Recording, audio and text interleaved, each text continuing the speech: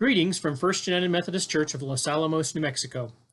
We hope this message will be meaningful and relevant to your life and your relationship with God. We invite you to join us for worship on Sunday mornings.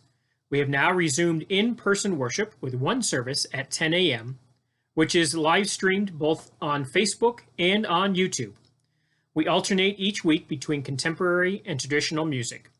You may confirm worship times and receive more information by visiting our website, firstinyourheart.org. Now may you be blessed through the reading and hearing of God's holy word. Our first reading comes from Matthew. Jesus and the disciples have been traveling as Jesus gives a series of teachings, and then gives one of the most famous parables, the parable of the sower, which is also one of the few in which Jesus gives an explanation. Hear what the Spirit is saying to the church. That same day, Jesus went out of the house and sat beside the lake. Such great crowds gathered around him that he got into a boat and sat there, while the whole crowd stood on the beach. And he told them many things in parables, saying, "Listen, a sower went out to sow, and as he sowed, some seeds fell on the path, and the birds came and ate them up. Other seeds fell on rocky ground where they did not have much soil, and they sprang up quickly since they had no depth of soil. But when the sun rose, they were scorched, and since they had no root, they withered away. Other seeds fell among thorns, and the thorns grew up and choked them. Other seeds fell on good soil and brought forth grain, some 100-fold, some 60, some 30. Let anyone with ears listen." Hear then the parable of the sower. When anyone hears the word of the kingdom and does not understand it, the evil one comes and snatches away what is sown in the heart. This is what was sown on the path. As for what was sown on rocky ground, this is the one who hears the word and immediately receives it with joy. Yet such a person has no root, but endures only for a while. And when trouble or persecution arises on account of the word, that person immediately falls away. As for what was sown among thorns, this is the one who hears the word, but the cares of the world and the lure of wealth choke the word, and it yields nothing. But as for what was sown on good soil, this is the one who hears the word and understands it, who indeed bear fruit and yields, in one case 100-fold, in another 60, and in another 30.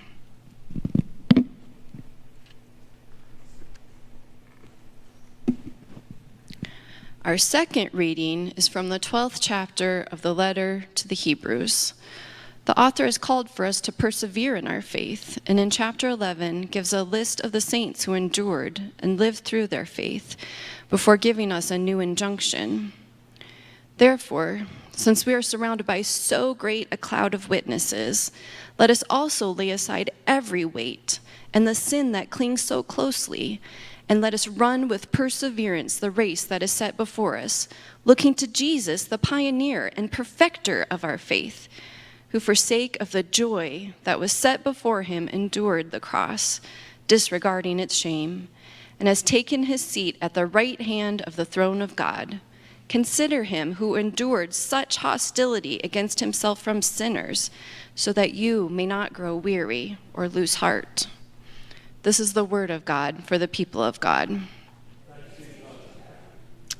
It is my pleasure to welcome Leticia Chavez-Paulette, co-founder of A Peaceful Habitation, to speak this morning. She will also be in Sunday school class after worship, so please join us there too.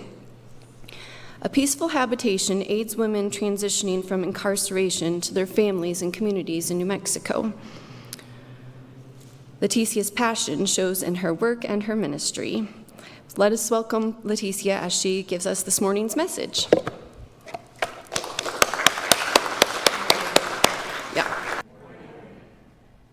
Thank you so much for allowing me to be here this morning. It's been a while since I've been here. I think the first time I came up here was in 2003. I was still on parole. I had just been released from incarceration August of 2002. And because of the women of this church and the people involved in Kairos, who had invested in me while I was incarcerated and who invested in me upon my release, I immediately wanted to give back. to the people that had invested in me while I was incarcerated. So I decided to serve with Kairos. And so the first team meeting was here, January of 2003. Well, what happened that weekend was that I met a man by the name of Robert Paulette. He introduced himself, and I really liked that deep, sexy voice. So I looked around and I saw him, and I said, no, that's not the one. And but God had a different story, a different idea, and a different plan for us, because during the weekend, I think it was in March or April of that year in 2003. So we served at the women's prison on the outside team because I couldn't go back in for the actual weekend yet. I was going in for the 4th-day speech. But so we served, washing dishes, baking cakes and everything, and got to know that man. So, you know, God was already working it out. So in September, we got married. And so it was a whirlwind romance, and so it was just 9 months. And this September, we'll be celebrating 20 years of marriage. And it all started here. So that's a little bit about our history. And so I'm really excited about being here and him being here with me as well. As I mentioned, I did do a total of 5 years of incarceration because of some bad choices that I made. And I, you know, ended up incarcerated 4 years flat in Grants at the Women's Correctional Facility. And of course, I had never been in prison before, so I was always wondering, you know, why are these women coming back so quickly? And I didn't want that to happen to me, you know, because it was very, very scary. Even though that while I was there, you know, we read the scripture about the seeds and everything, and sometimes you have to be in a dark place to finally allow that seed to take root. So while I was in jail, a guard told me about somebody that loved me more than I loved myself, and that he didn't care what I had done as long as I repented and confessed my sins and asked him into my life. So I accepted the Lord Jesus Christ into my life in jail at the BCDC jail in Albuquerque, and I went into prison as a Christian. So there, even though, you know, I was in the dark place, the Lord was the light unto my path, you know, or light unto my feet. I don't remember. I'm forgetting already. But, you know, he grew me there, and he groomed me. And again, I was seeing these women coming in and out, and I was wondering, what's missing? What's going on? And is that going to happen to me? Am I going to get out, and a week or two later, am I going to come back? So I was doing anything and everything possible not to do that, or to get all this tools afforded me. I was the chaplain's clerk for 3.5 of the years that I was there. I was a helper for every Kairos after the one I did in 1999. And so, you know, it was just something in me that was going to help me not come back to prison. I was just going to do anything and everything. So when I got out, yeah, and so, you know, God just started working it out. The relationship with my husband was one of the instrumental things that helped me also regain custody of my son, whom I had lost custody of. He was my only son, and the state had taken him away from me. But my sister adopted him, so he was still in the family. And so when I got married, she said, here's your son. And there's Bob's stepson, so he didn't know what he was getting into. But, you know, it's all worked out. My son is now 27 years old, and we have a really great relationship. So God has restored that for me. So why was A Peaceful Habitation started? For that reason, because I did not want to come back or go back to prison. You know, so the Lord just started getting me taking classes, having me meet all kinds of people, just putting people in my path, you know, so that we could start this.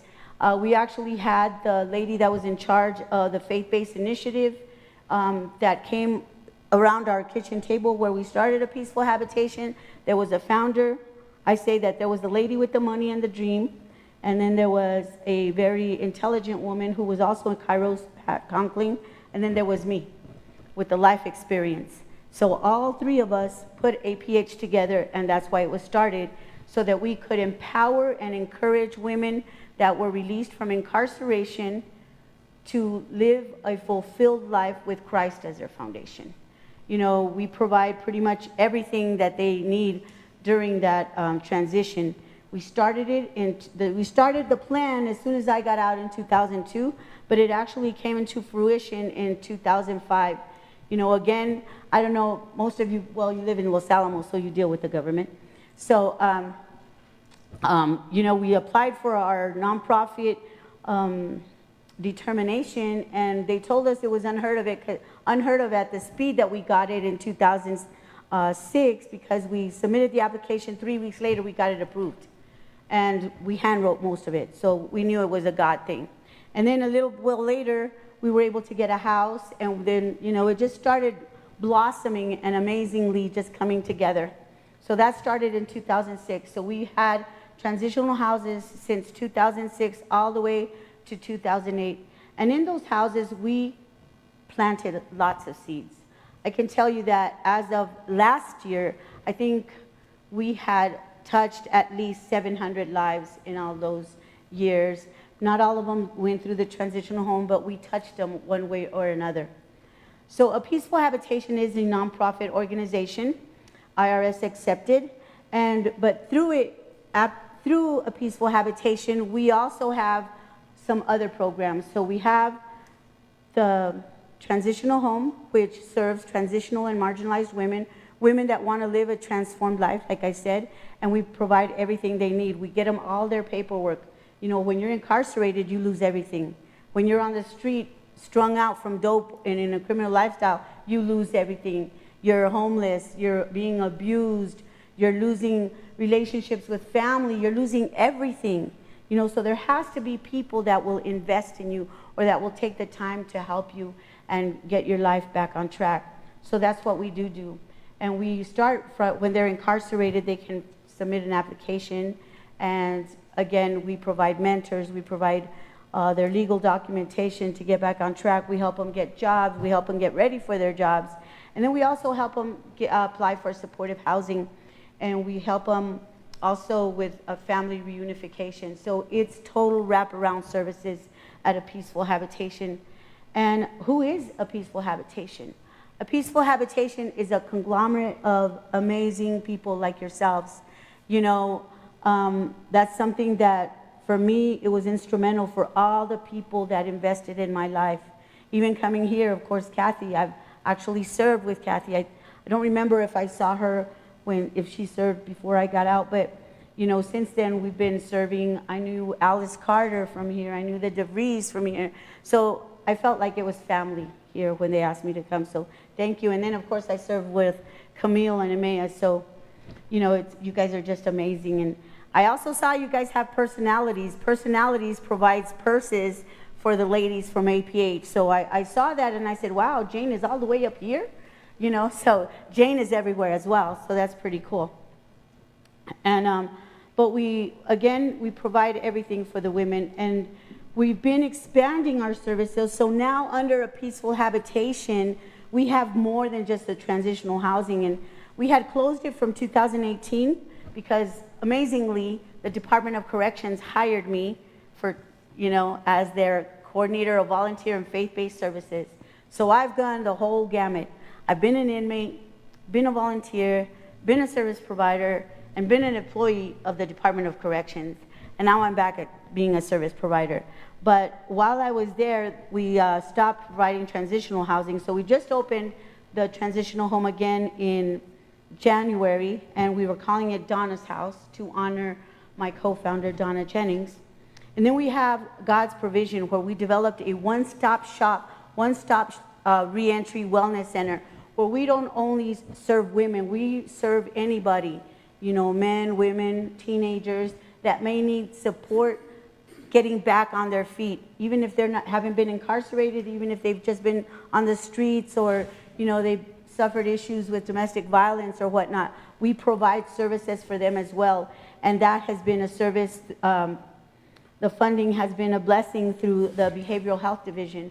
So we usually don't get government funding because we are a Christ-centered organization, but that works out because we help anybody and everybody that comes to the center. And then we also have the Date at the Gate program. The Date at the Gate program was started because when we were serving women in Springer, for them to come to the APH house in Albuquerque, they would send them on the train from Springer, and we'd pick them up at the train station or the bus station, and they'd all show up in gray sweats or, an old t-shirt or whatnot, or, and their belongings in a mesh bag or in a see-through trash bag. And God impressed upon me, going back one time to Albuquerque after we did a presentation up there, that, we all like to look great on our dates. How many women like to go on dates or date with your husband? I do, when he takes me. No, I'm just kidding. He often does.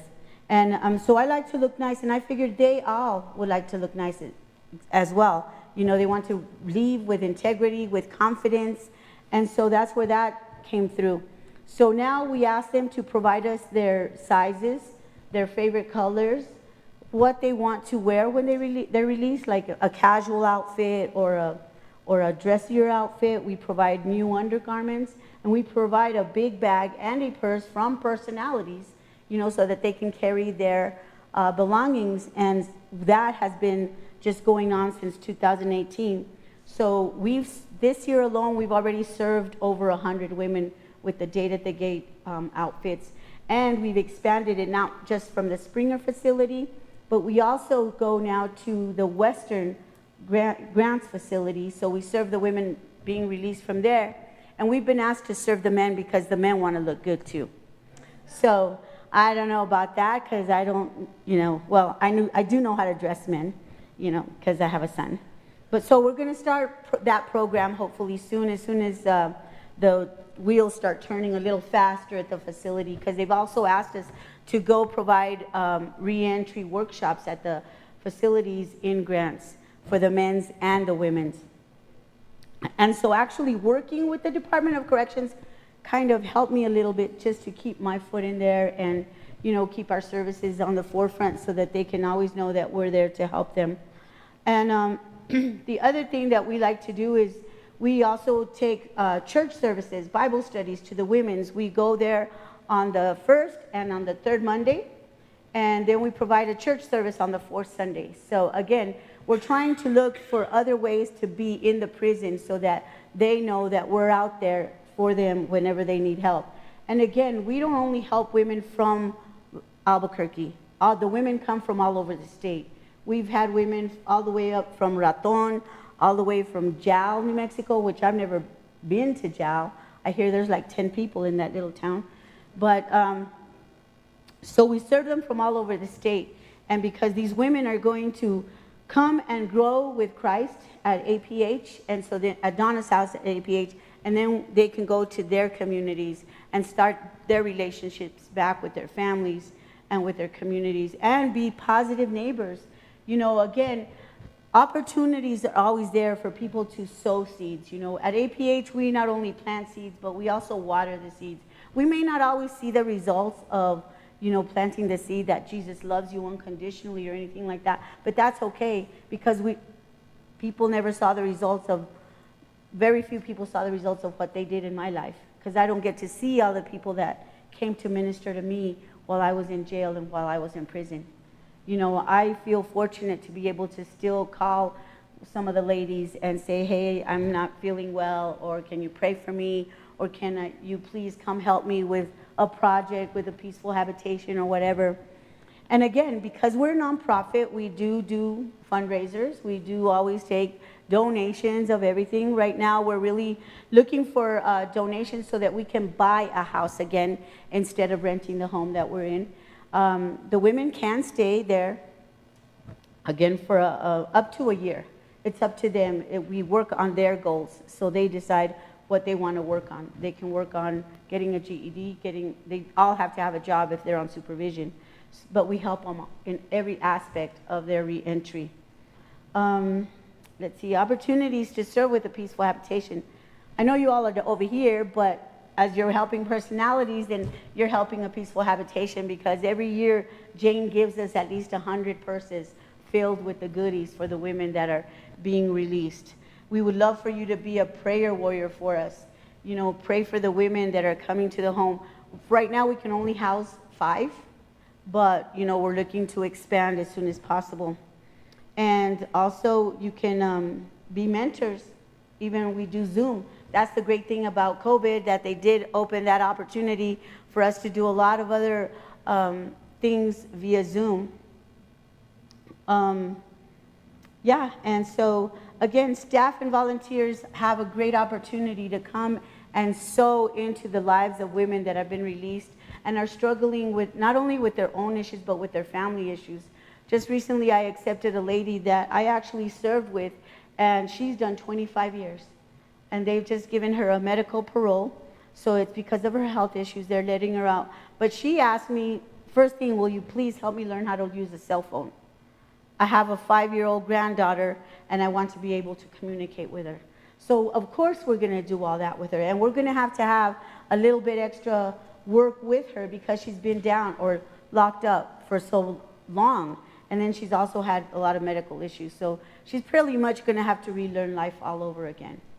You know, and that's the challenge with our ladies is, you know, some of them have been locked up so long that they don't know how to come out and live life again. It's hard for them to make decisions for themselves because decisions have been made for them. So that's what we want to do, is just help them gently walk alongside them. Now, not all of them want to do that. You know, not all of them want to listen to you or believe you that, hey, I've been through it. You know, some people look at me and they're like, no, you've never been in prison. Well, yeah, I have. You know, and I do know what you're going through. But, you know, so then when you start talking, then they understand and they'll accept the help. So, like I said, my speech isn't too long, but I would love to take questions if you have any, or if I'm allowed, I would love to give some time to my husband to talk to you about Kairos. And yeah, just tag team it that way, if that's okay. Okay. He looks like a deer in headlights now.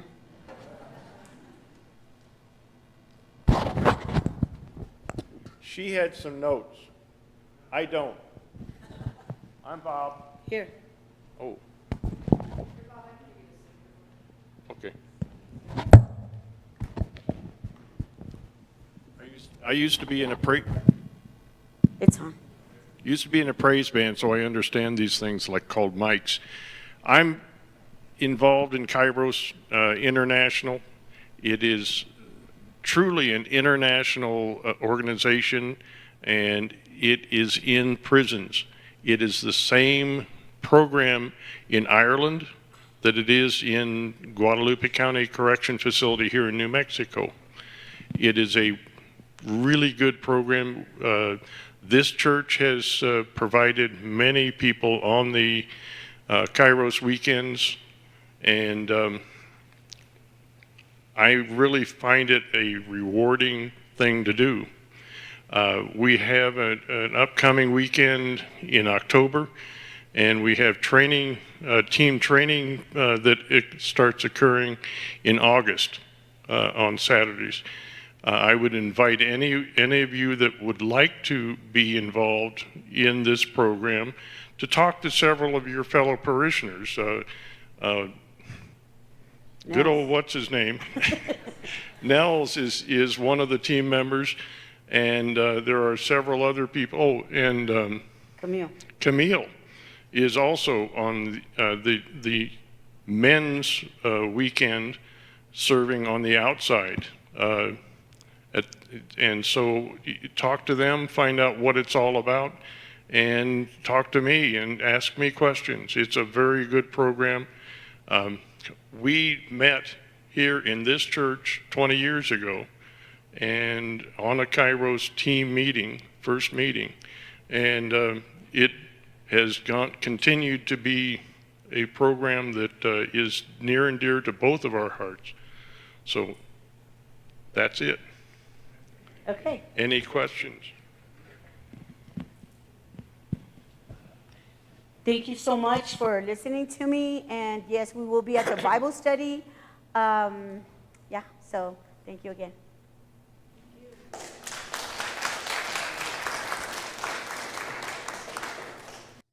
Thank you for watching, and don't forget to follow our YouTube channel and Twitter, and like us on Facebook if you haven't already.